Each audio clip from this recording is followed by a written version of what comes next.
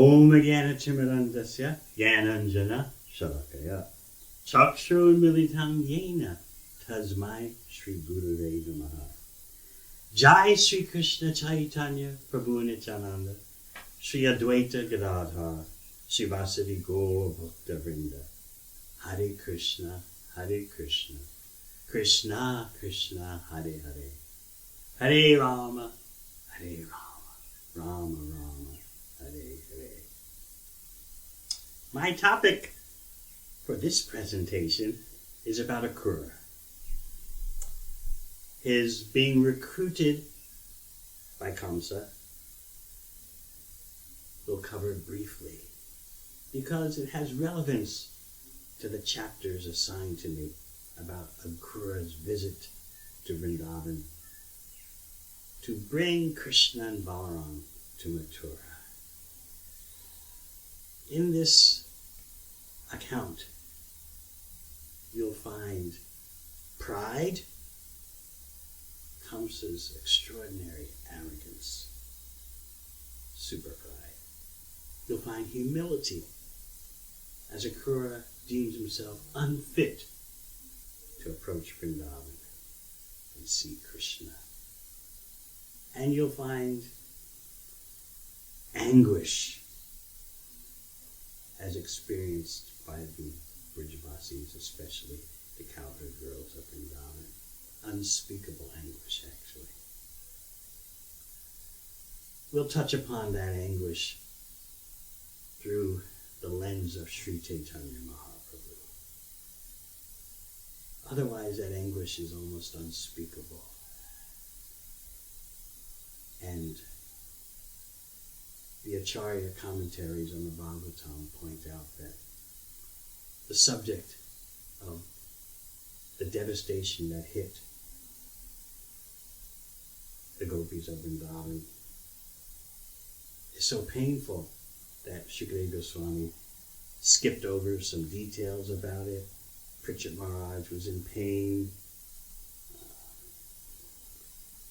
In Brihad Bhagavatamrita, Sanatana Goswami says that this Leela of Krishna's departure for Mathura,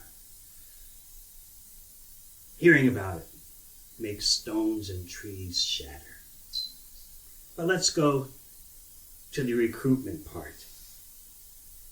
And there you'll experience the greatest arrogance.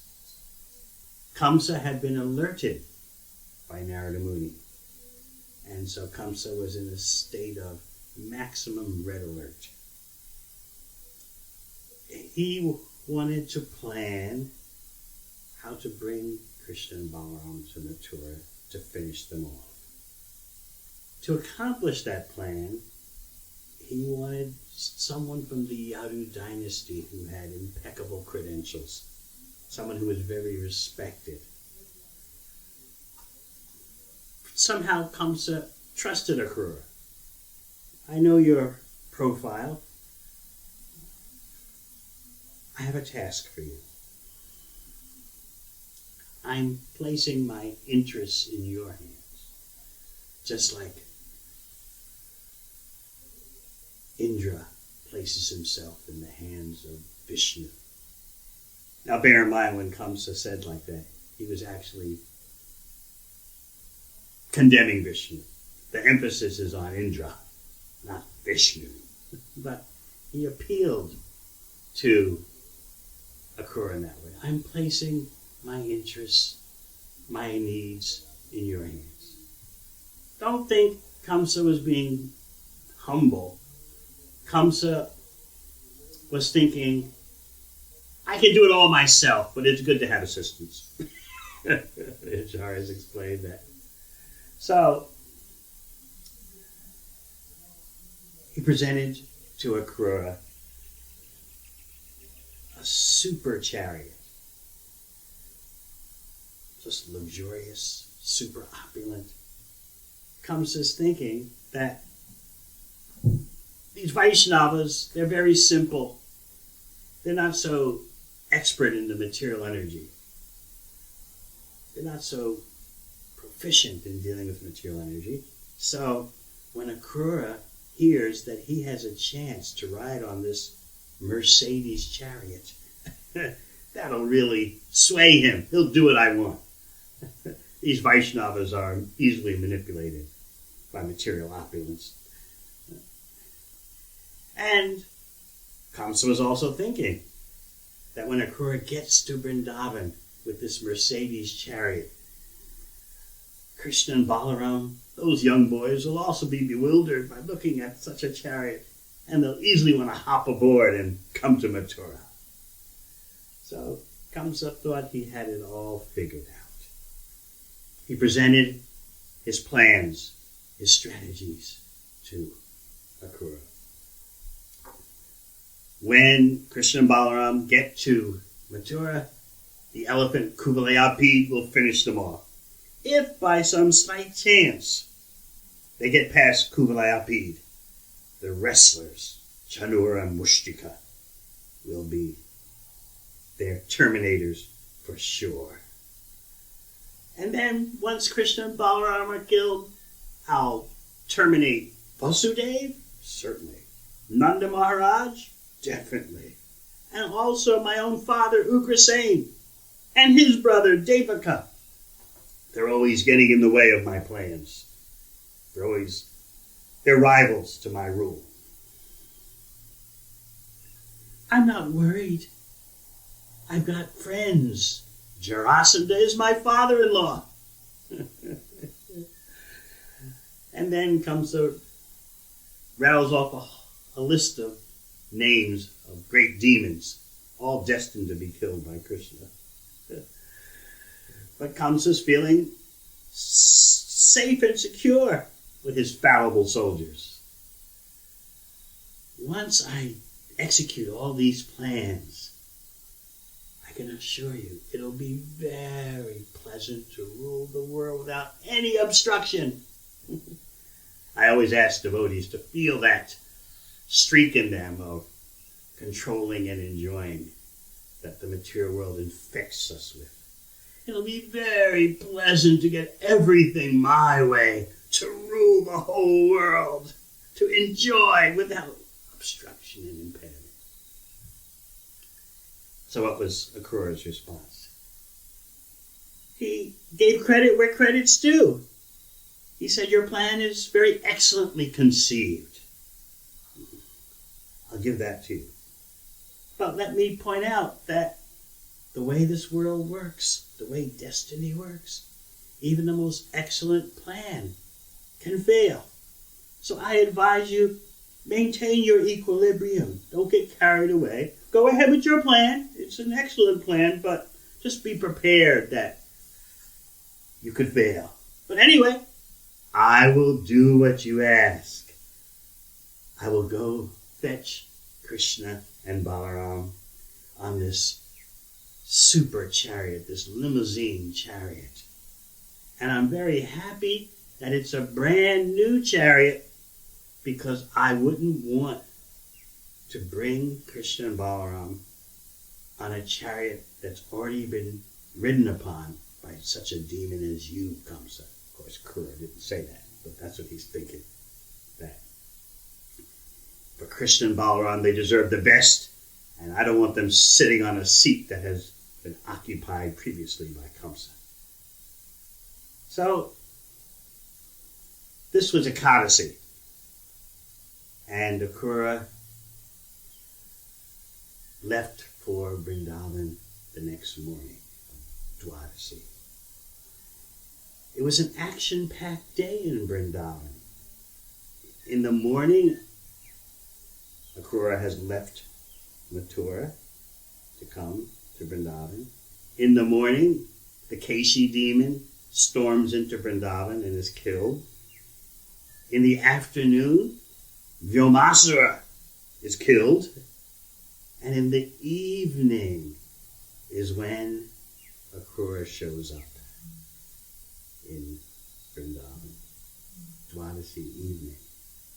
So, let's think about the humility. Now that we've heard about the arrogance of Kamsa, let's focus on the humility of Akrura. He's thinking on his way to Vrindavan and teaching us the ideal way to approach Vrindavan. How does someone like me deserve such an opportunity to see Krishna? You wouldn't expect a materialistic person to be able to understand the science of the Supreme. Similarly, you wouldn't expect someone like me to be able to see Krishna. But it does happen that sometimes a piece of grass floating on the waves of the ocean is carried by the waves to the shore, and the grass blade is able to rest on the shore. Similarly, after countless births and deaths in material existence, somehow, sometimes, the conditioned soul gets such an opportunity as I am receiving. So Akrura speaks verses of tattva,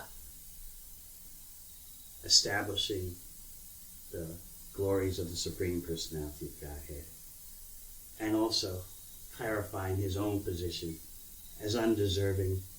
And he's also wondering, Krishna certainly should understand that even though I'm sent by Kamsa, my purposes are not aligned with Kamsa. I'm sure that the Lord will understand my heart. So you see his humility, and you see his confidence in Krishna, humble confidence. You see his awareness of Krishna's opulences, Krishna's glories. You see Akrura is in dasya prem. He is in love of Krishna in servitorship. In his prayers, or his anticipatory thinking, as he prepares to enter Vrindavan, as he prepares to see Krishna and Balaram, we're so attracted to his process of anticipation. He's thinking of Krishna, what it's going to be like to meet and see Krishna. And he refers to how such an opportunity will be greater than what the greatest demigods get. He even remembers the gopis. Now, someone may question his glorification of Krishna in dasya prem shouldn't coincide with any mention of the Madhurya Ras. But the acharyas explained that Akrura's mentioning of Madhurya Ras is subordinate or corollary. It's not the main point of Akrura's thoughts. So therefore it's not a conflict in rasa. So I love the process that Akrura outlines. He's thinking, what I'm going to do when I see Krishna. So he's really putting himself in that special zone, that special mode of thinking. He starts off with number one, when I see Krishna. He's expressing seeing Krishna as his first desire.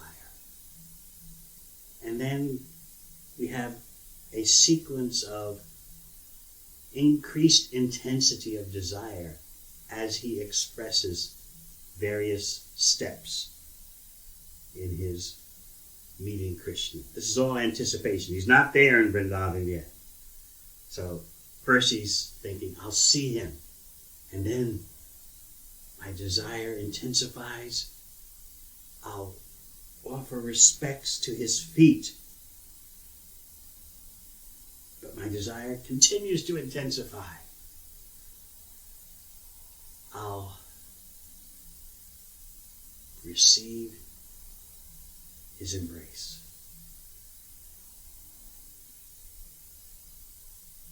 No, before the embrace, I'll receive his hand upon my head. That same hand that wipes the fatigue away from the faces of the gopis during the Rasa Leela. So, seeing, then offering respects to the feet, that's what we're going to do. And then feel his hand upon my head. We're still intensifying in desire now. What's next? He glances upon me.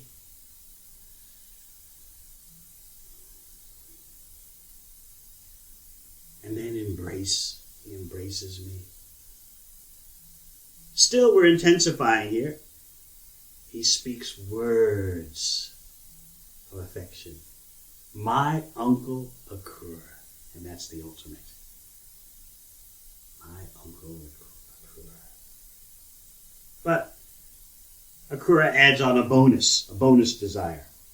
He's finished his main sequence of desires that increase in intensity.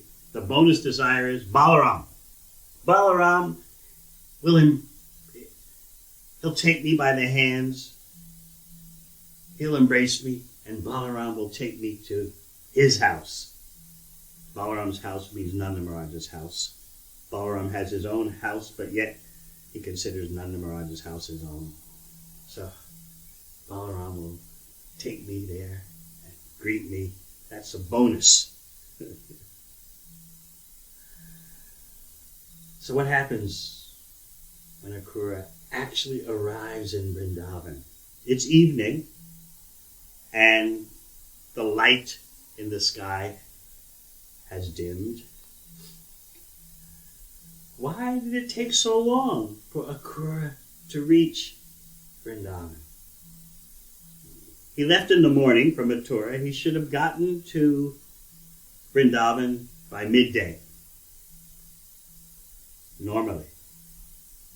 But he was so absorbed in thinking, in anticipation, this sequence as we described, that he wasn't pushing his horses. He wasn't goading them to go faster. So the horses took their time, evidently. Also, the acharyas point out that arriving in the evening is more auspicious than arriving in noon. So the way the whole trip worked out is that Akrura arrives in the evening. And what's the first thing he sees? Krishna's footprints on the ground. As you know from reading Nectar of Devotion, Krishna's footprints are a stimulant for ecstatic love. So Akrura sees those footprints. Now you may ask, it's getting to be dusk, the light's low in the sky, and there's so many other footprints on the ground. How is it that Akrura could pick out Krishna's footprints? But the acharyas explain that the earth always considered Krishna's footprints to be special, and the earth made it so that Krishna's footprints, in addition to the footprints' own effulgence, the earth highlighted them also by the earth's own techniques, spotlighting Krishna's footprints. So Akrura saw those footprints and jumped off his chariot onto the footprints and began to roll in them, exclaiming, "How wonderful this is! How wonderful this is!" So his ecstatic love in Dasya Prem was stimulated, and that led to an outpouring of Anubhava. His spiritual emotions manifested in physical symptoms, rolling on the ground, rolling on the dust in those footprints. So he goes further at the edge of Vrindavan. He had already seen the footprints, but he went further, but still not into the center of the village, but near the entrance there were pastures, and that's where he first saw Krishna and Balaram. They had evidently already come back from the forest, herding the cows. They had already taken a bath. They were freshly dressed. It's getting dark, remember? Why is it that Akrura could see them from far off? He could do that because of their effulgence.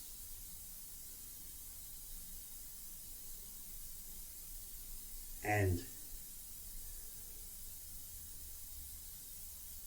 he gets closer in his chariot.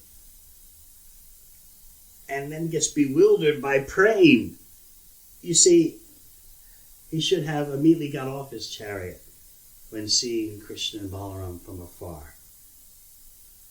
Because the chariot is, when you're seated on a chariot, you're up high. And that's not respectful to approach Krishna and Balaram when you're seated on high. But Akrura got just bewildered by seeing them. So he continued onward with the chariot. Then he got closer and realized, I should be getting down. So he got down and flung himself on the ground at their feet. He couldn't see them clearly, though. His eyes were filled with tears. He couldn't say anything. His voice was all choked up. Now, actually, because Akrura is Krishna's uncle, that means he's Krishna's elder. According to etiquette, Krishna shouldn't have embraced Akrura. But Krishna was affected by Akrura's dasya praying, his pure love and servitorship. So Krishna was reciprocating with, you're so affectionate to me, I'm affectionate to you. These are the ways of ecstatic love. In other words, what you're seeing is the increased ecstasy shown by Akrura in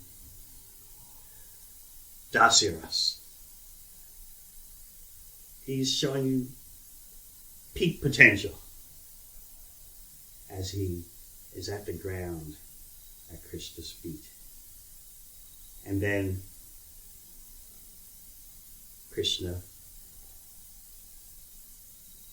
gets him off the ground, and with Krishna's arms,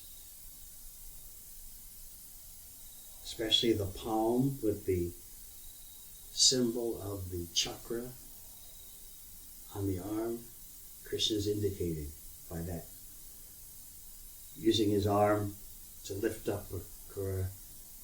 See this chakra? Kamsa's finished. I've got the strength to take care of Kamsa. So, let's hear a description of what Akrura sees in the village of Braj. This is from Srimad Bhagavatam. Akrura then saw Krishna and Balaram in the village of Braj going to milk the cows. Krishna wore yellow garments, Balaram blue, and their eyes resembled autumnal lotuses. One of those two mighty-armed youths, the shelters of the goddess of fortune, had a dark blue complexion, and the other's was white. With their fine featured faces, they were the most beautiful of all persons, as they walked with the gait of young elephants, glancing about with compassionate smiles. Those two exalted personalities beautified the cow pasture with the impressions of their feet, which bore the marks of the flag, lightning bolt, elephant goad, and lotus. The two lords, whose pastimes are most magnanimous and attractive, were ornamented with jeweled necklaces and flower garlands, anointed with auspicious fragrant substances, freshly bathed, and dressed in spotless raiment. They were the primeval supreme personalities, the masters and original causes of the universes, who had, for the welfare of the earth, now descended in their distinct forms of Keshava and Balarama. O King Pritchett, they resembled two gold-bedecked mountains, one of emerald and the other of silver, as with their effulgence they dispelled the sky's darkness in all directions. So at this point, Balaram takes over because he's the elder. That means he's taking more responsibility for greeting the guest. So Balaram takes Akrura inside Nanda's house and shows him all hospitality. Akrura is being personally treated by the Supreme Personality of Godhead, Balaram.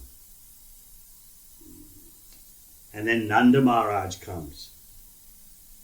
And Nanda Maharaj, very eloquently but frankly, says to Akrura, so you're coming from Mathura. There's no point in my asking about the welfare of anyone in Mathura because of that king who's like a slaughterer. There's no good for anyone as long as he's in charge. Akrura dines, and then Krishna and Balaram talk to him. And Akrura explains his mission. I've come to take you to Mathura. It's Kamsa's plan. Akrura describes a little bit about how Kamsa's persecuting the Yadus. As you know, Krishna and Balaram just mildly laughed. Such an insignificant threat. But what we want to go to now is the devastation that hit Vrindavan, especially hitting the cowherd girls of Vrindavan. You see, Krishna's attitude was, as soon as he heard about Kamsa's proposal from Akrura, okay, let's go. And Nanda Maharaj said, yeah, we'll leave tomorrow morning. Astonishing as that is. But the devastation that spread throughout Vrindavan is almost beyond words to describe. So we'll switch to Sri Chaitanya Mahaprabhu, who, after his hearing from Advaita Acharya, the mysterious sonnet, that in the marketplace there's no more demand for rice, everyone has become mad, drowning in ecstasy. And the one who's sending this message to Mahaprabhu is also mad with ecstasy. That message signified that Chaitanya Mahaprabhu's mission was nearing completion. And so Mahaprabhu's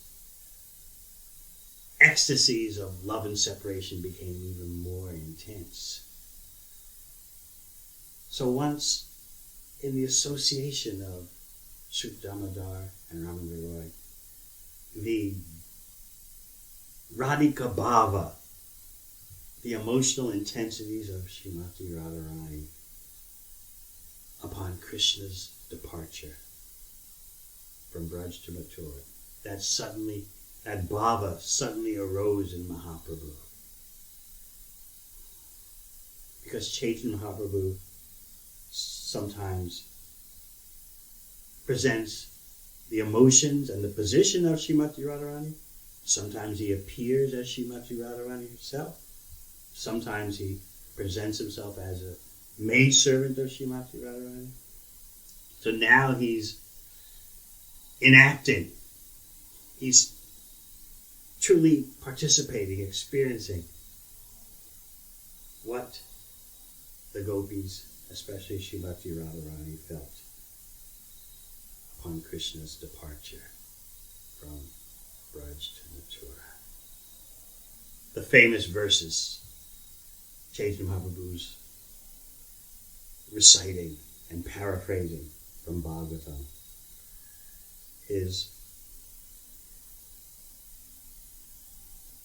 he's taken shelter of Ramananda Roy and Sri Damodar, just like Srimati Radharani takes shelter of Vishaka, reveals her mind.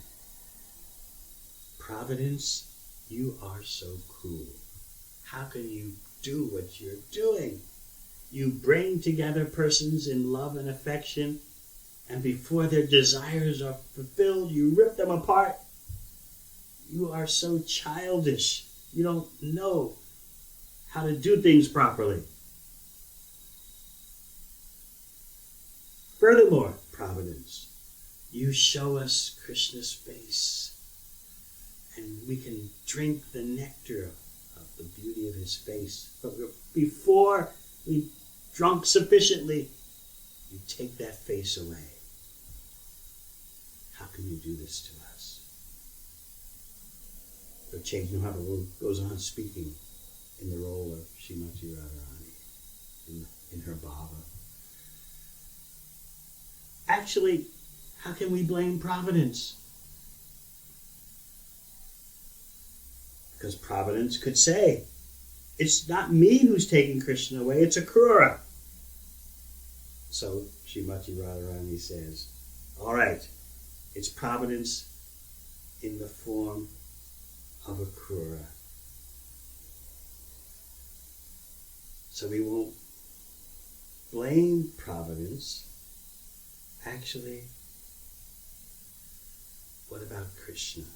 Providence is not doing this torture to us. We have no intimate connection with Providence. But that Krishna, the focus is now on Krishna. He is producing this devastation. Even though we've given everything to him, he's killing our life. But then, why should we blame Krishna? What's happening must be just a result of my own misfortune.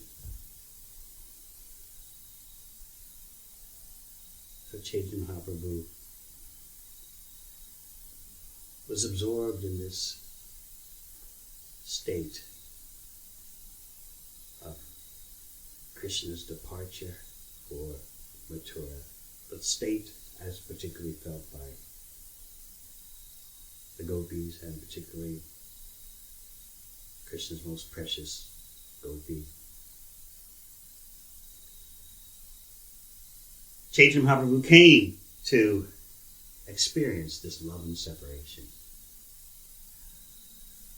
Especially, you can see that when Krishna sends Uddhava to visit Vrindavan. What Uddhava found in Vrindavan is what Chaitanya Mahaprabhu, what Krishna comes as Chaitanya Mahaprabhu to experience. So it all starts. For Chaitanya Mahaprabhu, it all starts. The peak experience starts with Krishna's departure from Vrindavan to Mathura. And Uddhava is coming to see what's going on, to see for himself the feelings of separation and make a report to Krishna. What Uddhava found, starting with what was felt by the gopis upon Krishna's departure, that's what Chaitanya Mahaprabhu is all about at his deepest core purpose. Thank you very much.